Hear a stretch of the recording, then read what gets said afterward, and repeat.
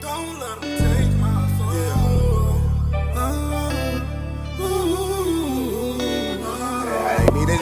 Not at all. Giannis is still relying on his athleticism and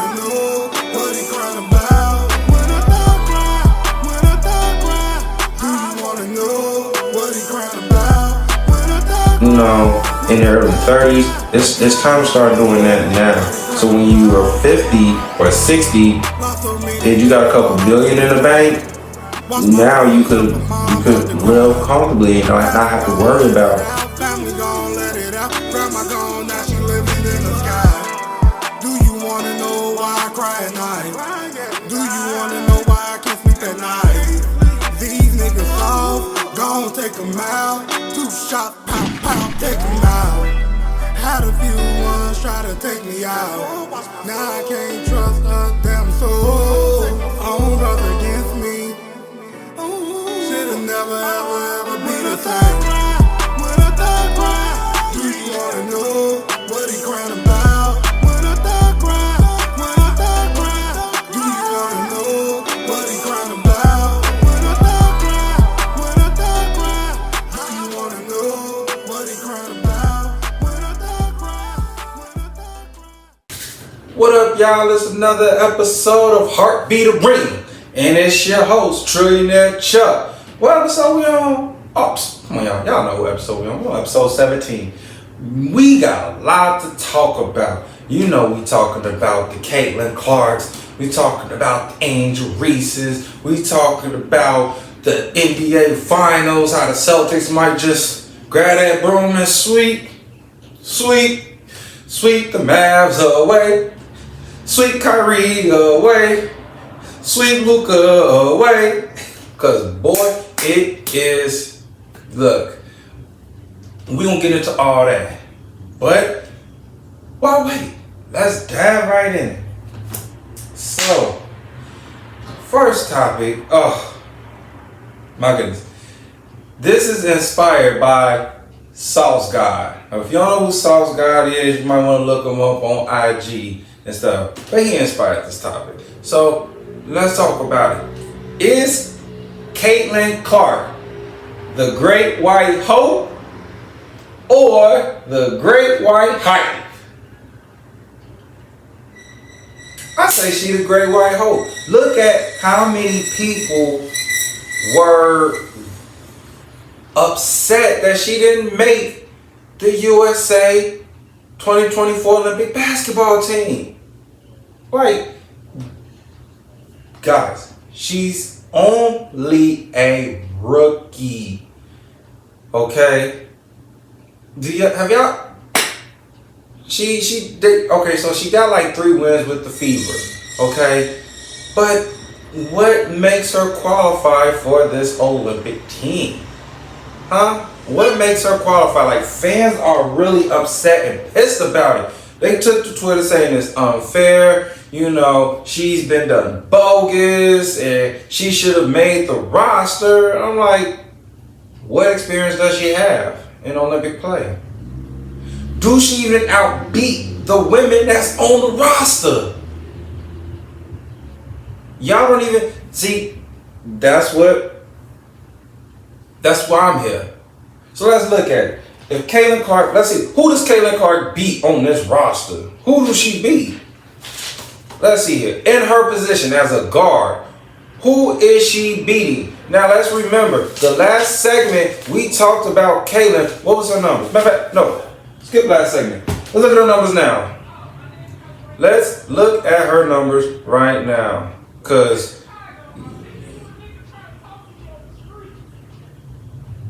here we go. Let's take a look here. Cause I did this, man.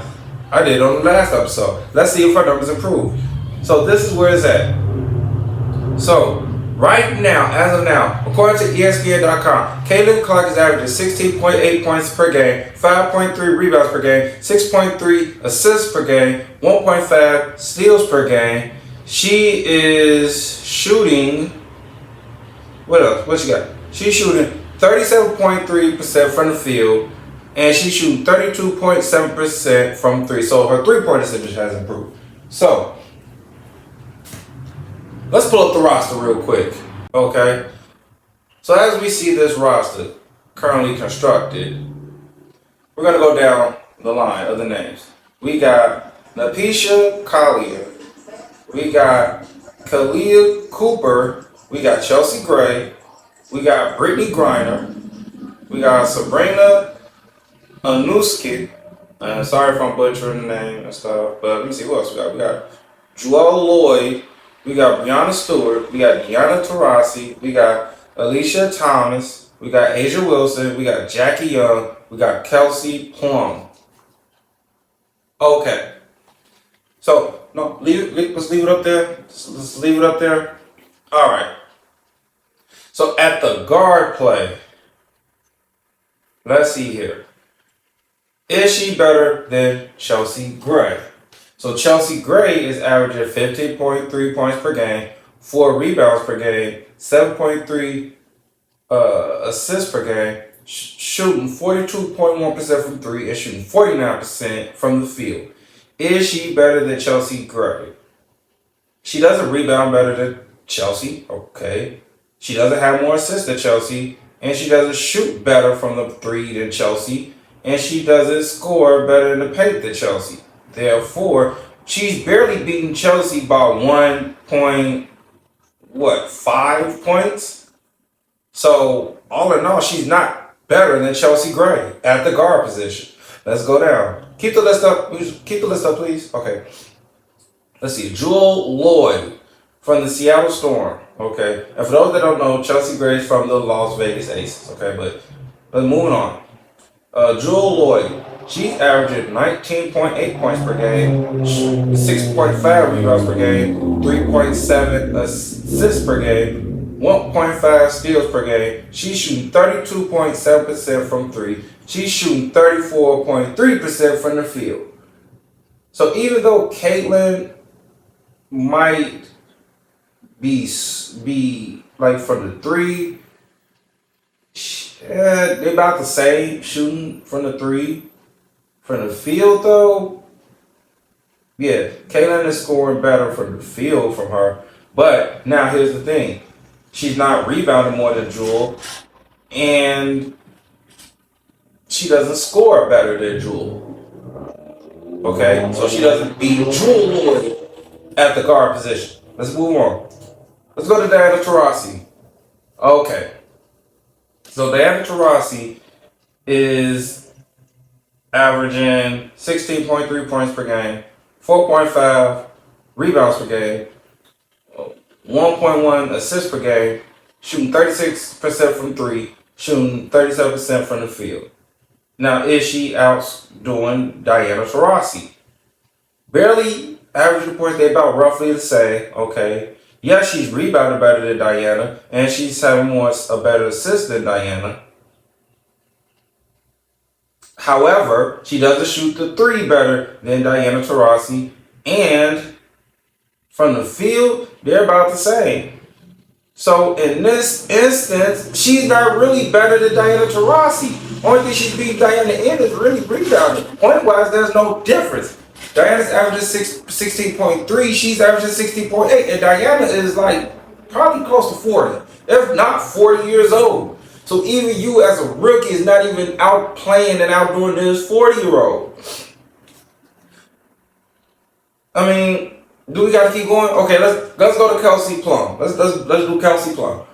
So Kelsey Plum is averaging 18.8 points per game, 1.6 rebounds per game, 4.9 assists per game, 1.1 steals per game, shooting 37% from the field, shooting 34.7% from three. Is Caitlin Clark outperforming Kelsey? No. No, she is not. Besides rebounding. From the field, not even from the field. They're about neck and neck. 37 apiece. From the three, is she shooting better? No. Because Kelsey Plum shoots 34.7% for the three, while Caitlin Clark only shoots 32.7. And here's the thing. Kelsey Plum, this is her first time playing for the Olympic basketball team, for the women's Olympic basketball team. So, all you Caitlin Clark fans out there, hold on first before we keep going, please bring it back. Bring it back. Okay, thank you. All you Caitlin Clark fans out there, hey, stop the bullshit. Okay? Stop the bullshit. She's not better than anybody on that roster that they constructed. She's not outbeating nobody. Therefore, that's why she didn't make the Olympic basketball team. Nobody's hating on Caitlin. The women in the W are just mad because she's getting all this hype. Okay? Now, maybe a few years down the line, maybe next year, 2 years from now, yeah, she might be able to play for the women's Olympic basketball team. But as of now, she's not even outperforming or beating anybody that's currently on that roster at the guard position. She's not. So, therefore, hey, you know, she still has to get more skin in the game. That's just what it is, y'all. That's just what it is. So, next subject.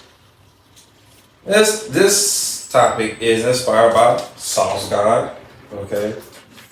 Now, is Angel Reese known for her hooping or for shake that ass time? How do the streets know Angel Reese? How did she become famous? Is it due to her basketball talent or for shake that ass time? So, I know a lot of people are asking, well, Chuck, what do you mean by shake that ass time? Roll the clips, please. Girl, doll dress. Yo, put it to your body. Put it to your body. What the fuck?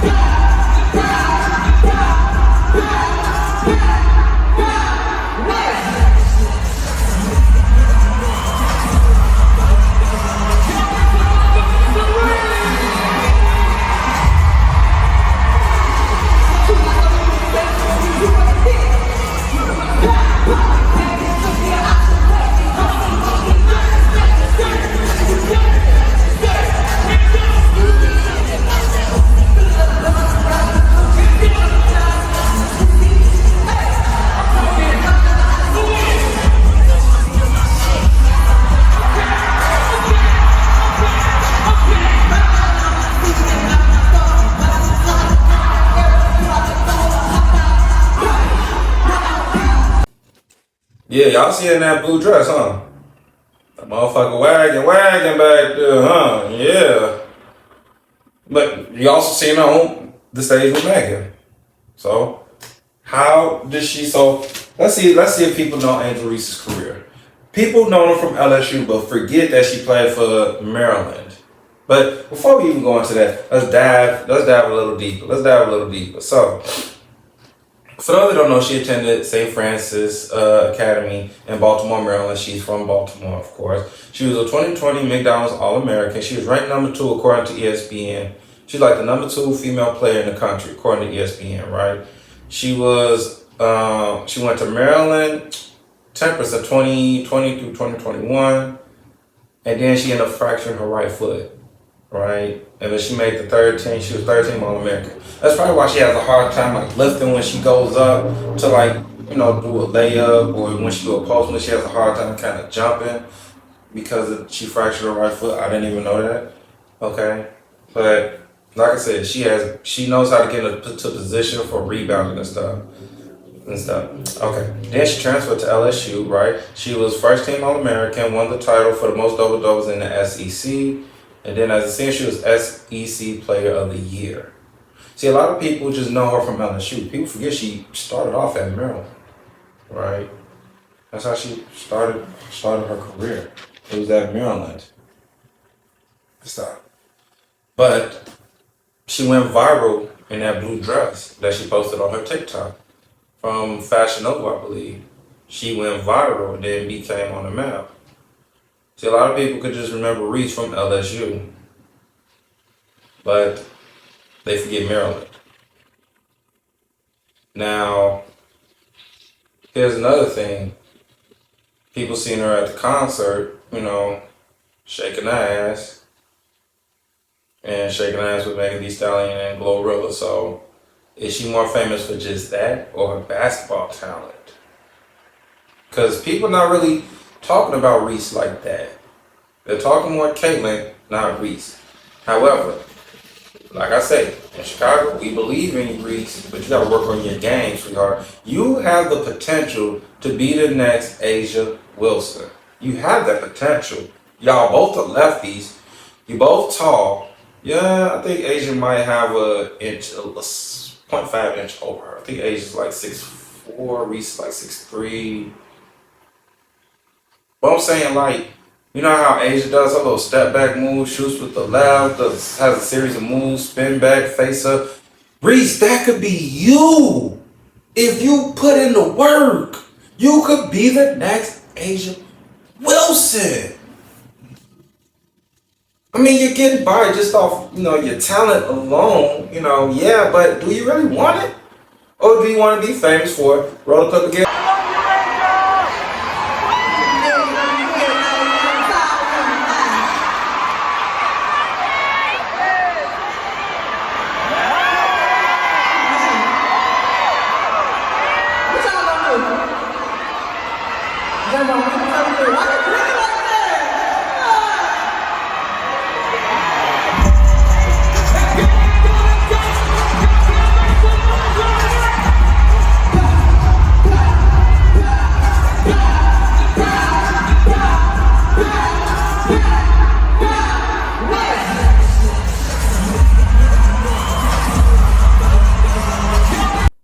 Do you want to be famous for that?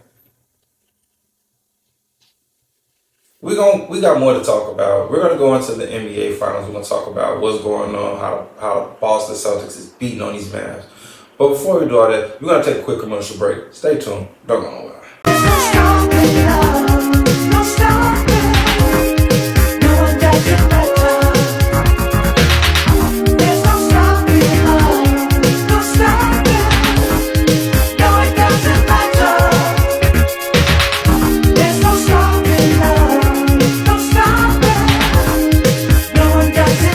Okay, we're back. Them Celtics ain't playing no games. Game 1, they was beating the Mavs by like almost 20-something, 15-something. Kristaps Porzingis came out, bust 12 on them in the first quarter. The game was like 20-something. Second game, Kristaps Porzingis had 12. Tatum had about like 15, 17 with like 11 assists. Jaylen Brown had about like 21, 22 second game. Drew Holiday came out with 23 points. Boston is clicking on all cylinders. All cylinders. Here's the thing though. If I'm Boston, do I consider giving Jason Tatum the max? If I'm the owner of the Celtics, I'm looking at how Jaylen Brown is playing. We already maxed him out to 300 mil, right? And he's playing like 300 mil, right? That's why he was the Eastern Conference MVP. Now, if the Celtics win, Jaylen Brown could be the Finals MVP. He is balling. But Tatum, who has the NBA is basically saying, we want to make Tatum the face of the league. But he's not performing like the face of the league. You come up short in the finals all the time. You're streaky. It's ridiculous. My nose is itching, y'all. I don't know why. But you come up short every single time, Tatum. You go in the regular season and be scoring like had these 30-point games, 50-point games, 40-point games, and then when it comes to the postseason, for whatever reason, you're like a whole different person. It's like you're Superman in the regular season, and then when it comes to the postseason, you're Clark Kent. No, they need Superman. I think the Celtics are lucky Kyrie Irving is not playing like he was playing against the Mavs when he was scoring 30. He's scoring 12. Because if Kyrie Irving gets rolling, now these little blowouts they're winning by like 15, 20 is now going to be close games. Now what's going to happen? They're lucky that the Mavs don't have an answer for Kristaps Porzingis and Al Horford. They don't. They're just too good, too talented. Brown is doing what he does.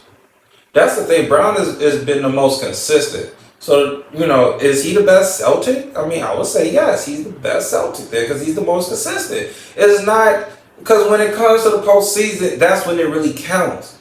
It really counts showing up, and Tatum has not showed up yet. He has not showed up yet.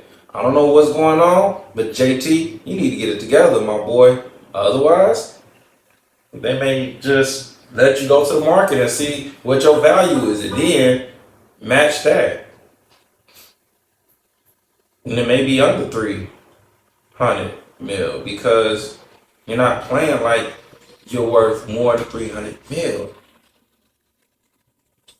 All the talent, all the skill in the world, and you underperforming on the biggest stage of them all. And that's the thing I try to tell kids today.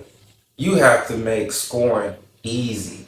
All that playing around with the ball, shooting them tough shots, energy draining. And look where it's getting you. You get scores like 18 when you're really a 30-point guy. That's wild. 6'9", 6'10", 6'10", handle, can shoot, can post up, yet you struggle to get to 20. And that's crazy. So my prediction is Celtics, it might be a gentleman's sweep. The Mavs might somehow pull one off in their arena. It might be 4-1 Celtics.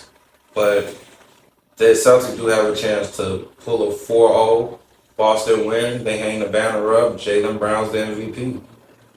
That's how I see it. That's the way I see it swinging. And so, with that being said, before we get into our next and final segment of the show, we're going to take a quick commercial break. Stay tuned. Don't go nowhere.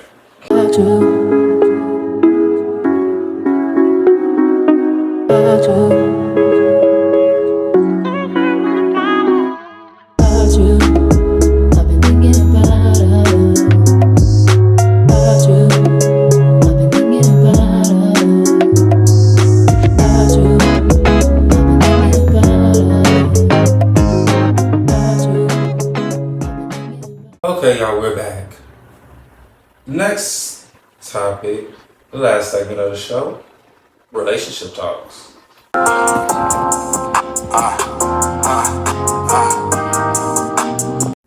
All right, let's get into it, y'all. So, for the first question I have, this was brought up by a fan. Is it okay to make changes around the house without telling your partner? Is it okay to make changes around the house without telling your partner?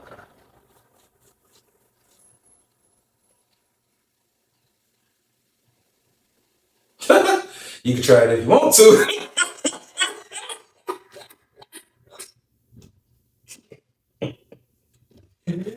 Oh, stop. Wait a minute. Oh, man, wait a minute. Okay. Because here's the thing. let you make changes without telling your wife. You know, hey man, yeah, I made a few upgrades to the place. She gonna look at you like, what? And flip out. Because people are used to things being in a certain place. They don't really like stuff being moved around because now they got to try to figure out and memorize what stuff is now because you made these certain changes in the household. You'll be surprised. Even if it's just moving it to, let's say the dishes are, the plate stuff's in the left side of the cabinet, then you move to the right side of the cabinet. She gonna always go to the left side, expect to get a plate, and then get frustrated because that's where stuff used to be. That's where she had it at. You know, it was simplify her. Now you just made her life a little bit difficult, and we'll look at it like it's no big deal, but she'll look at it like it's a very big deal because it was simple. It was easy for her to find. But you know, guys, we don't like change either. I mean, our wife, you know, ladies will come in and try to redecorate, rearrange your whole place, and if you're not okay with that, that's gonna cause tension. That's gonna cause a fight. So people really don't like that. They don't like for things to be adjusted, rearranged, move around unless it's agreed upon. Like if y'all get new furniture and stuff, y'all agreed on the furniture. Yeah, think about it. When you guys move in together, that's a change, right? Y'all get a new place, change. You moving stuff in, change. Y'all bicker about where stuff goes. So imagine having the stuff set there, and then all of a sudden you're like, wait, where's my couch? My couch is here. Why is it over there? Oh, because I bought this. No, that's an argument. That's a fight waiting to happen. That's why they say compromise. But yet and still, some people don't want to compromise, especially with stuff like that. So, try it if you want to. I'm telling you right now, it let you move around some stuff, and your girl or your man don't know about it. It's a fight. It's gonna be a fight. So next subject. Let's see it. Is it okay to maintain close relationships with your exes?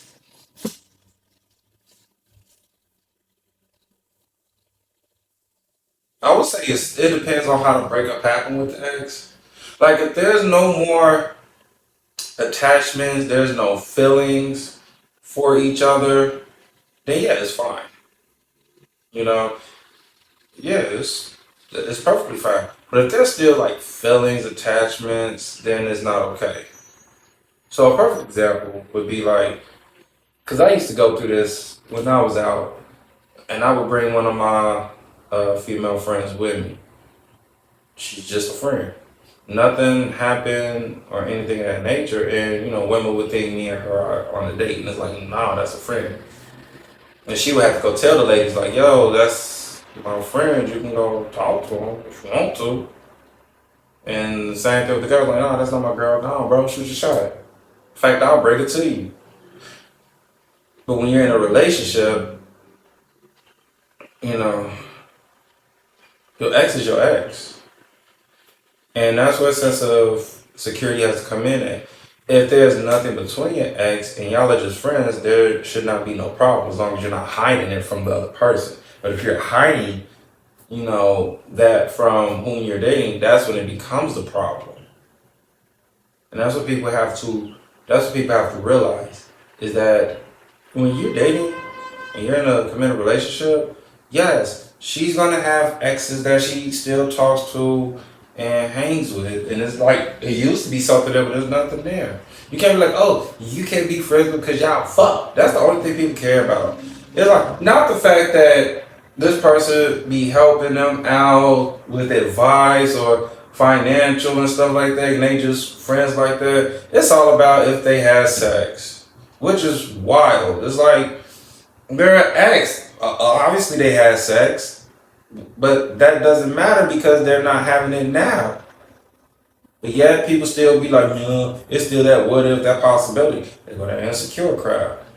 It's like, don't be in a relationship if that's how you really feel, because people have male friends, female friends that are exes, okay? That's just how life is. Yes, their exes can be friends, and there's nothing after that. I have exes that I'm cool with. And I tell every woman that I'm with, like, yo, yeah, I have exes that I'm cool with. And if you don't like that, then I'm not the guy for you. I'm not doing nothing with them. Hell, I don't even really speak to them. But it's like, if she has exes, I'm not gonna tell her, oh, yeah, you can't mess with Buddy no more. No, he was in the picture before I came. To me, that's downright bogus to me. You're like, yeah, drop your friends and just be with me. I'm the only friend you need. Man, bullshit. Because you're going to need someone to talk to when shit goes south or when you're trying to plan something or you feel like you can't, because you can't talk to your partner about any and everything because sometimes your partner just don't get it or will not understand. That's why you have friends, right? And sometimes you need an outside source of opinion. So you got to go to people who you could trust other than your partner. That's just how it is. So yes, it's cool to be cool with your ex or to still maintain a close relationship with the ex. As long as there's no sex involved, as long as there's no, like, you know for a fact, hey, there's no getting back together. Then obviously, yeah, it's cool to have that close relationship and stuff with them. As long as they respect the relationship that you're currently in, everything is culture and everything is fine. It should be fine. But people gotta stop being insecure and controlling these days. You know, that's really what it is. So yeah, this is episode 17. Wasn't really too much, wasn't too long or nothing. These topics, but these topics though, I mean, those will be some real life issues. People don't like change. That's why if you change something without telling someone, hey, it's a problem. And people be trying to, oh no, you can't be cool with your ex. Yeah, now down zero with me. That's insecurity. If they are upset that you still have close relationships with your exes, but yet still you're giving them the attention, then that's a sign to just be like, you know what? No, I'm cool. I don't need to mess with you. Good luck in life. Good luck in life. See, something's happening outside. But as I was saying, good luck in life. If you can't accept the fact that your woman or your man has close relationships with their exes and there's nothing sexual going on, and they're committed to the relationship, and yet you still feel like that's a problem, good luck. Okay? And good luck trying to change stuff in your partner's place, or like y'all get a place together, y'all have things where it's supposed to be, and all of a sudden y'all change without telling each other. Good luck. Like I said, that's an argument waiting to happen. But nonetheless, it's your boy Trillionaire Chuck saying this. Always remember to love yourself and each other.